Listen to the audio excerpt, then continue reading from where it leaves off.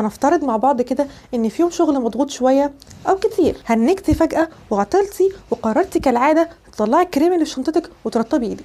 عادي يعني، كلنا لما بنعطل في الشغل بنرطب ايدينا وبنكمل وهي ماشيه. وفجاه بصيتي للكريم اللي في ايدك كده وقلتي لنفسك بدل ما اجيب واحد كل شويه ما انا ممكن اعمل واحد في البيت. والموضوع وسع منك فجاه في خيالك وقلتي طب ما ابدا بيزنس منتجات عنايه بالبشره زي الناس اللي هناك دي، ولما البيزنس ينجح اسيب الشغل بقى وسحله المواصلات والثمان ساعات بتوع الشغل وحوارات الشغل والبصمه والكلام الكتير ده. بالمناسبه لو في ولاد بتتفرج معانا، فزي ما انتوا بيجيلكوا افكار مشاريع على القهوه، احنا برضو بتخطر على بالنا مشاريع برضو.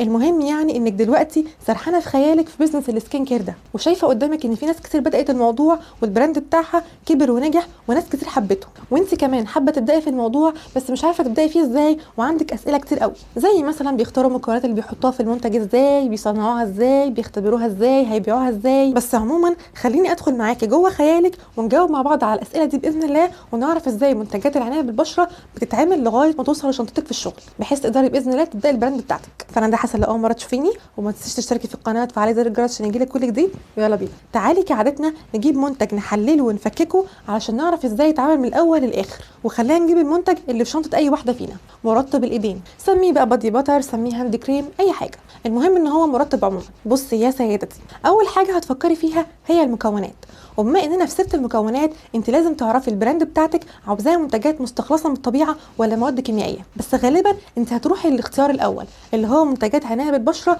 معتمده على مواد طبيعيه لكذا سبب. اولا لان منتجات العنايه بالبشره المعتمده على مواد طبيعيه ابسط بكتير بالنسبه لحد عاوز يبدا في الموضوع وهو مش صيدلي مثلا. منتجات العنايه بالبشره المعتمده على المواد الكيميائيه بتتطلب معرفه طبعا بالمركبات الكيميائيه وخصائصها المختلفه في الحالات المختلفه ليها. ثانيا بقى دراسات كتير اثبتت ان منتجات العنايه بالبشره المعتمده على المواد الطبيعيه افضل بكتير للبشره والجسم من المنتجات الكيميائيه. هو ده تحسه بديهي بس ما عليه، الدراسات بتقول كده واحنا برضو بنثق في الكلام الموثق بالابحاث العلميه. المهم دلوقتي اننا خلاص رحنا للاختيار بتاع المنتجات المعتمده على الطبيعه. حضرتك الطبيعه واسعه، هنختار مكونات ايه؟ برضو اول حاجه انت لازم تعرفيها علشان تختاري المكونات هي انت عاوزه ايه بالظبط من المنتج اللي هتعمليه ده، خصائصه ايه. احنا دلوقتي عايزين نعمل مرطب، المرطب ده هيعالج مشاكل معينه مثلا، هيرطب لاي درجه، بالتالي احنا بنختار المكونات بتاعتنا بناء على اللي احنا عاوزينه من المنتج. يعني مثلا زبده الشيا معروفه بخصائصها على الترطيب، الليمون مثلا فيه فيتامين سي اللي مفيد للبشره، شمع عسل النحل معروف برضو بخصائص الترطيب بتاعته وفوائده. وخلي بالك انا مش بقول وصفه هنا، انا بقول اننا بنفكر في المواد الخام اللي هنصنع منها المرطب ده وهنختار مكونات ايه. نقطه المكونات هنا هتجبرك تقري كويس قوي عن خصائص المكونات الطبيعيه المختلفه المستخدمه في صناعه منتجات العنايه بالبشره. معرفتك بالخصائص بتاعتها بتخليكي قادره تفهمي وتختاري انت هتحطي مين مع مين وتستخدمي المكون الامثل بالنسبه للمنتج اللي انت عاوزه تخرجيه. وخلي بالك انا قلت الامثل لان انت اكيد مش هتجيبي كل المواد اللي بترطب في الدنيا وتخلطيهم مع بعض. قلت لك في الاول ان الطبيعه واسعه. طيب هتجيبي المنتجات دي منين؟ هل هتستخرجي انت الزيوت بنفسك في البيت ولا هتشتريها من بره؟ طبعا شرائها اسهل بكتير، لكن لو حد بيبدا من الصفر خالص ممكن يتعلم طرق استخراج المواد الخام من النباتات. وضروري جدا تنقي الموارد اللي هتجيبي منه المكونات ويكون حد موثوق مش بيغش المكون. خلصنا من خطوه اختيار المكونات وبنختارها بناء على ايه. ندخل بقى في خطوه الخلط بين المكونات وبعض، ودي خطوه تبان سهله بس الحقيقه لا خالص. ليه هي مش بالسهوله اللي احنا شايفينها؟ لان باختصار مش كل المنتجات بتتجانس مع بعضها. خلينا صراحه مع بعض، احنا لما بنحب منتج معين بنحبه ليه؟ علشان قوامه مناسب، مش تقيل، مش رخم، مش خفيف لدرجه الميه، بنحبه لانه بيمتص بسهوله، ما بيفضلش مزيت على ايدك كده، بنحب ريحته اكيد. ونقطه كده على جنب بس، احنا بنحطش كريم ريحته نفاذه في مكان فيه رجاله. وكمان بنحب المنتج عشان شكله في العلبه كويس. في منتجات كده يا جماعه لما بنشتريها بنلاقيها بتفصل جوه العلبه لما بتتعرض لحراره عاليه، بنلاقي الزيت خرج من الكريم نفسه وبتحس انك متضايق كده. فبالتالي انت لازم تحطي نقط كتير جدا في اعتبارك وانت بتخلطي المنتجات. زي مثلا المنتجات اللي هتخلطيها دي بتدوب في بعض اصلا ولا بتحتاج عوامل مساعده علشان تدوب في بعض، زي مثلا الزيت والميه مش بيختلطوا مع بعض، بس ممكن باستخدام حاجه اسمها emulsifiers او مستحلبات بنسب معينه تدوب مع بعض. فكري كده لو خلطنا المنتجات دي ببعض ده هيحسن من المنتج ولا لا؟ فكري في نقطه الامتصاص، هل لو خلطتي دول مع بعض ده هيحسن من امتصاص البشره للمنتج ولا هيبقى المنتج قوامه تقيل ومش بيمتص بسهوله وممكن لا قدر الله يعمل مشاكل؟ لو هنستخدم عطور في منتجاتنا ضروري نتجنب الكحول مثلا عشان المنتج ما يهيكش البشره، وهكذا. عشان كده لو تلاحظي في نقطه المكونات قلت لك ان معرفتك بخصائص المواد المختلفه بتخليكي اكثر قدره على اختيار المكونات المناسبه علشان تنسجم مع بعض، ومعرفتك كمان بالمواد اللي بتساعد على انسجام المنتجات دي مع بعض والتحسين من امتصاصها زي المستحلبات اللي اتكلمنا عليها. في سؤال كده ممكن يتسال وهو هنخلطهم مع بعض بايه؟ على فكره ممكن بالهاند بلندر او خلاط او كيتشن ماشين. بجد بجد لو فتحتوا اي فيديو على اليوتيوب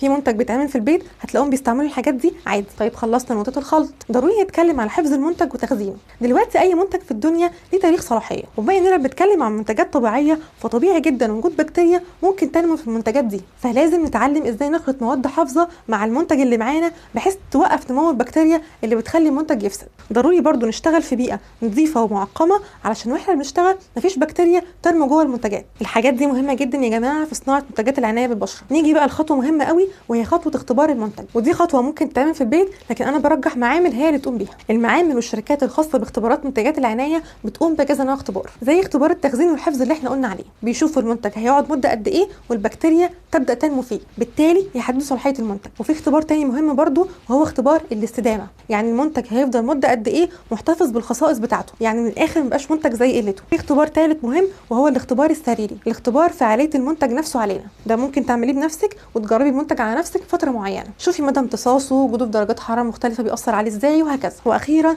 ضروري طبعا المنتج يترخص من وزاره الصحه او مكان ترخيص المنتجات الخاص بالبلد اللي انت فيها عشان تضمني سلامه المنتج. وكمان دي خطوه هتفيدك جدا في التسويق، لان معظم الناس مش بتحب تجازف بمنتج مش مترخص، وتجنبا كمان للمشاكل لا قدر الله. ونيجي بقى لخطوه التعبئه. انت ممكن في البدايه خالص تبداي بباكجنج بسيطه زي العلب اللي بغطا عادي. شركات كتير بتعمل العلب دي وبتعملها لك مخصوص باللوجو بتاعك واسم البراند بتاعك، بيكون سعرها معقول يعني مش غالي باذن الله. والتسويق ده بقى انت بس سمي الله كده في الاول، وابداي بصفحه بسيطه او جروب في اصحابك في الاول، وبعدين واحده واحده باذن الله البراند هيكبر. في كام نقطه كده ممكن نعتبرهم بونص. انت هتجربي في الاول كتير بس هتتعلمي باذن الله من التجربه. ممكن الخليط ما ينجحش معاكي من اول مره، بس لازم تتفائلي وما تيأسيش وتكملي وهتوصلي باذن الله. تاني حاجه لازم تتعلمي ازاي تسعري المنتج بتاعك وتعرفي مين المنافس بتاعك، وشوفي بيقدموا ايه ومين العملاء بتوعهم. لازم تدرسي السوق كويس قوي، ده مهم جدا. تالت حاجه مهمه بقى، انت مع الوقت باذن الله لما البراند يكبر ممكن تستعيني بشركات تساعدك في تصنيع المنتج. في شركات بتفتح لك خط انتاج يصنع لك المنتج بمواصفاتك انت،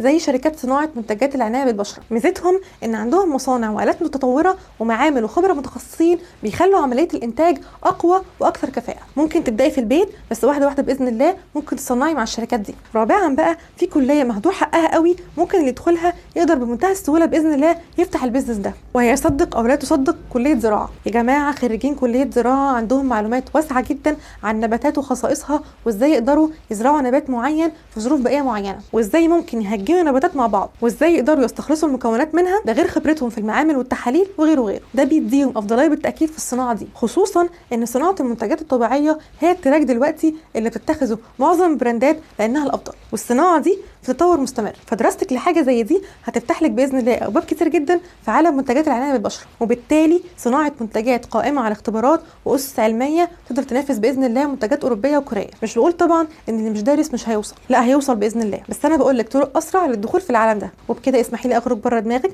وترجعي لشغلك تاني اللي انت محتاجه المرتب بتاعه عشان تبداي البيزنس ده اساسا. فلو عجبتك الحلقه ما تنسيش تشتركي في القناه وتفعلي زر الجرس عشان يجيلك كل جديد، وليه تحت في الكومنتات حابه اتكلم عن ايه تاني وايه اكتر براند بتحبي منتجاتها. وطبعا هنبسط جدا لو شاركت الفيديو ده مع صحابك اللي مهتمين يعرفوا اكتر عن الكليات والمجالات المختلفه. واشوفك باذن الله في حلقات جديده. السلام عليكم.